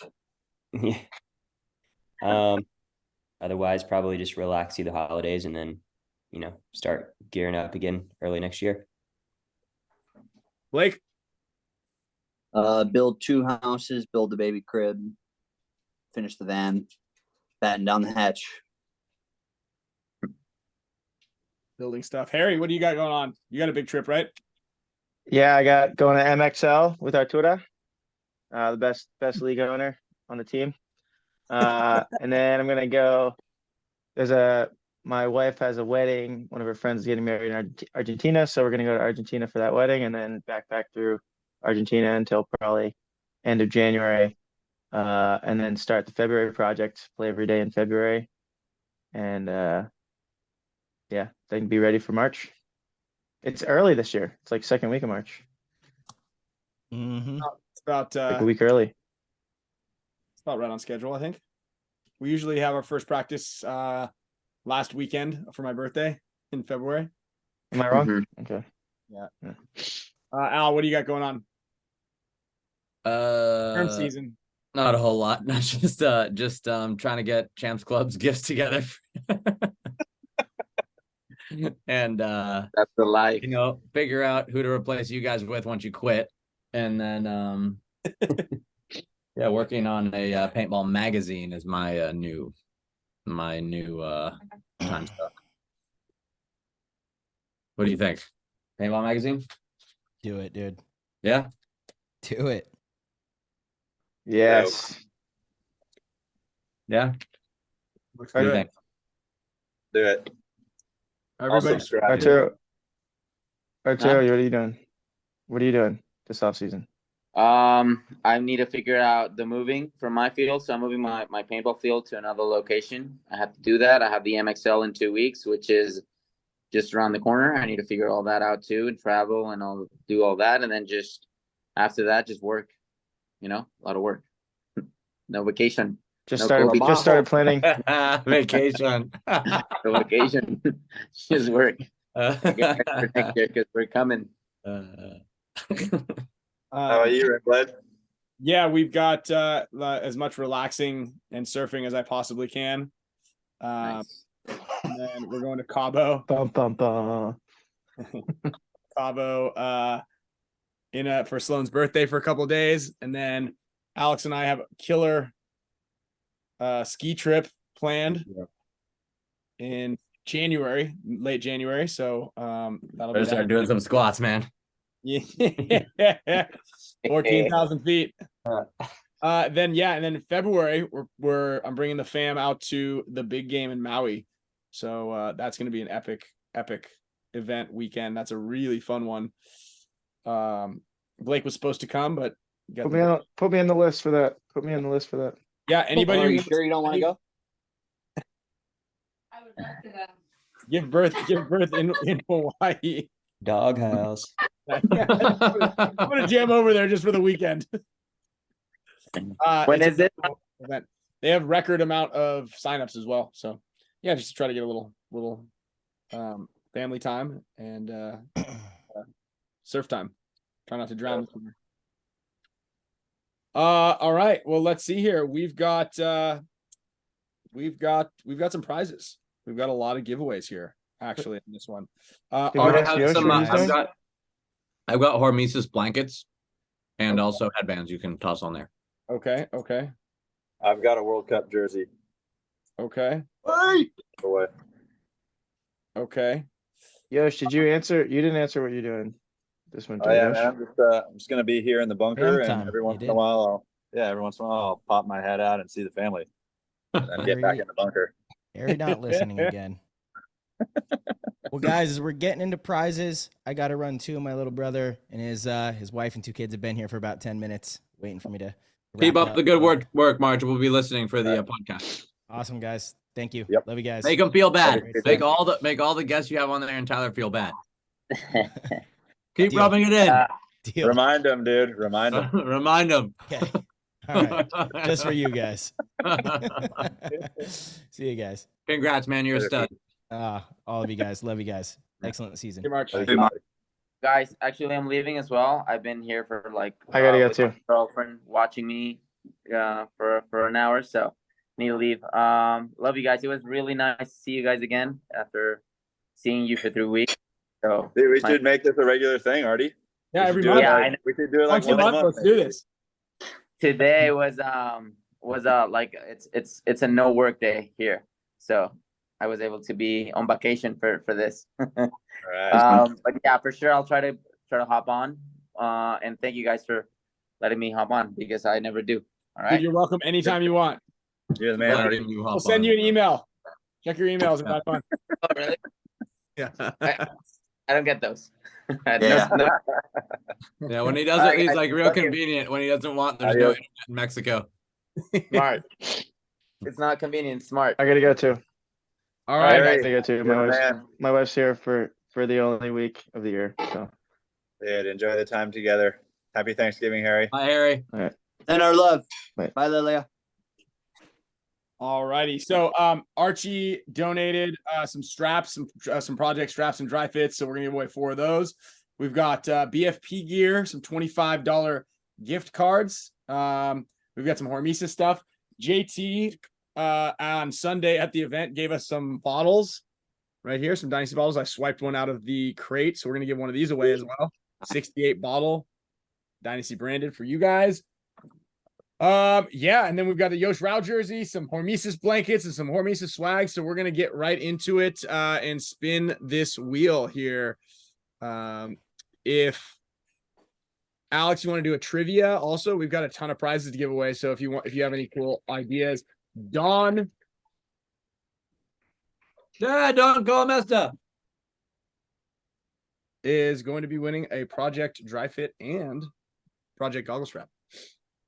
We're going to give away 4 of these packages, courtesy of Archie and the Project guys. Also, I did see a question in there if Project is going to ever come to the WCPPL events.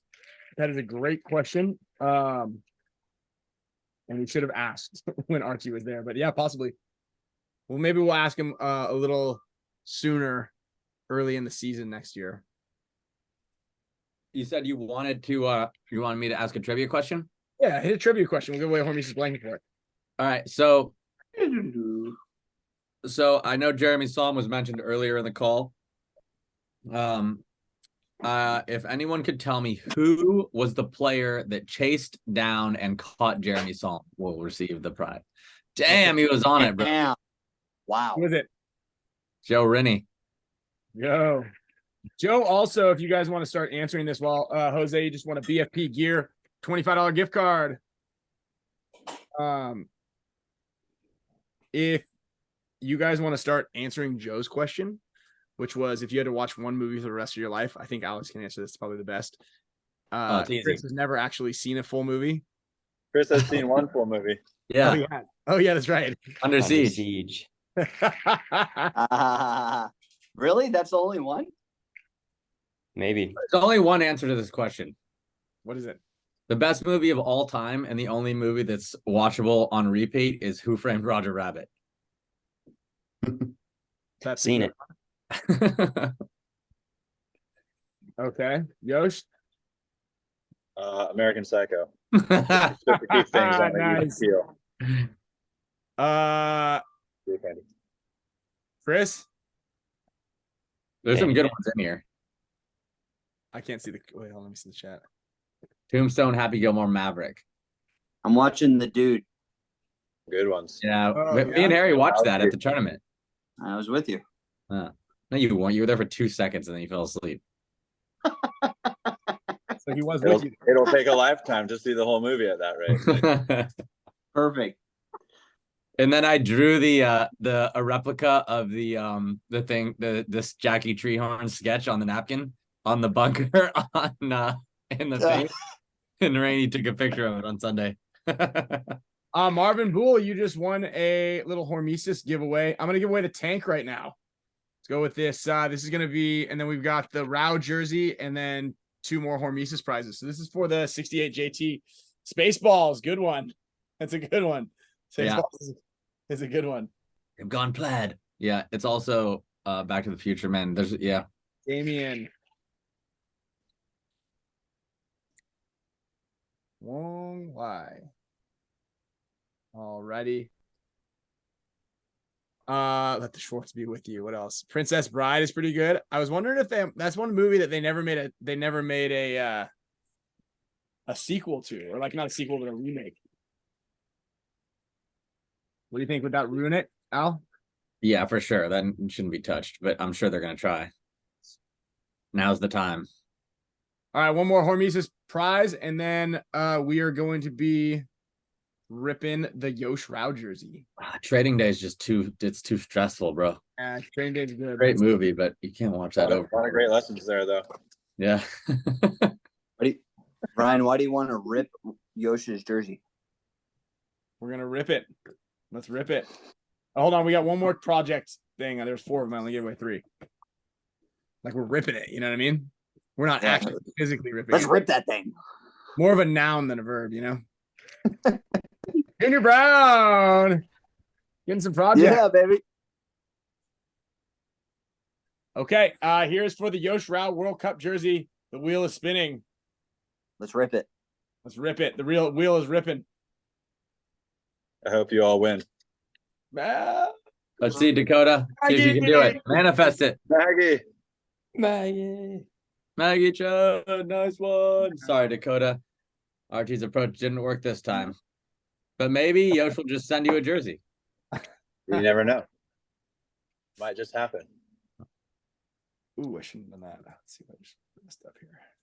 All right. Well, excellent. You know, we're gonna have another one of these next month around the same time. We'll talk a little bit about holidays and kind of more get into a little bit off-season mindset and whatnot. Yosh, have any updates with the Champs Club shipments, or when people can expect to get everything, or they already ship out, or they haven't shipped yet. Okay. Working on it. I've got it all right here. So we're gonna start shipping them probably tomorrow. That will probably go through the holiday weekend. So the first people that are getting shipments will start getting their tracking probably starting tomorrow afternoon. Okay. And it's a goodie. I'll show you. No, just kidding. I'm not gonna show you. All right. Well, killer. I'll see everybody else tomorrow who wants to tune in on the Spick and Span show. Oh God. And then yeah. I have some beers left over. I'll save them for that. Okay. I didn't drink on this one. Maybe I think my mom might be in town, so maybe I'll try to coax her with on the show and give her a glass of this Macallan. Macallan 12 year. The stuff that Patch gave me it's hard to drink, but I think it's good. I can't quite tell. I'm not sure how to tell if Scotch is good or not. Haven't figured it out yet. But all right, guys, we'll see y'all on the field or on the internet soon. Thanks all for the support. We really appreciate it. This was probably the biggest and best World Cup to date for Dynasty. And in part, and a lot has to do with the fact that the DCC showed up really strong out there. You guys were in our pits. You guys played 10-man. You guys were winning games, having a blast. I've seen a ton of interaction on the Facebook page. So it's been a terrific season. So thank you all for all that. You guys were really, truly a part of the team. And we appreciate it. It gets in the other team's heads also when they're walking around and you guys are like wearing your Champs Club shit out there. They're like, shit. Oh yeah. We showed up big out there.